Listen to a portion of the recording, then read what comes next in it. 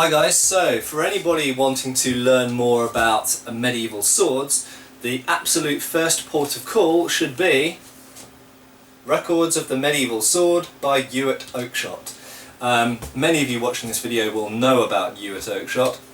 Ewart Oakeshott, sadly now no longer with us, was basically the pioneer of the study of European medieval swords.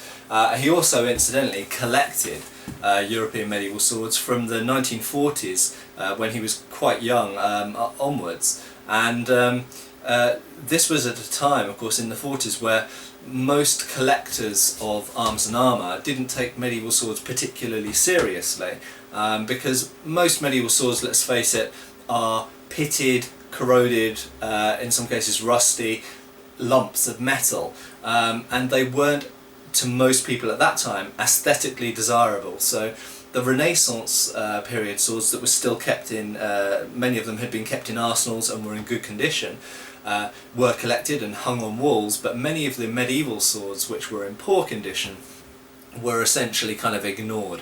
And in fact Ewart Oakeshott, as he describes in his various articles and other books he's written, as well as this one, when he was relatively young and first started working and had a bit of expendable income, used to go around junk shops and antique shops, and he used to find them in dusty corners or in umbrella stands, or some examples he mentions had been used as theatrical props and so had been painted silver and this kind of stuff. And he found them, he bought them, he restored them, and he documented them.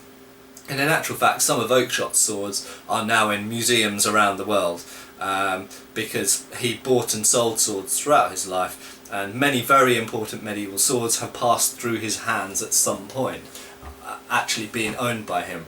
And of course, Ewart Oakeshott, he wasn't technically an academic. He wrote books as essentially a sort of entrepreneur. He wasn't a qualified academic, and so he was maybe not embraced by the academic world as he should have been, as he deserved to have been.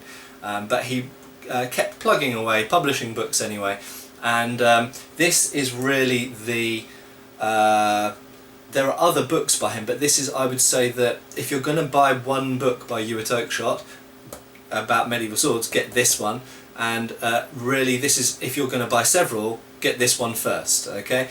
This is one of his later published works, and it really summarises a lot of the information and many of the weapons that are in his earlier books.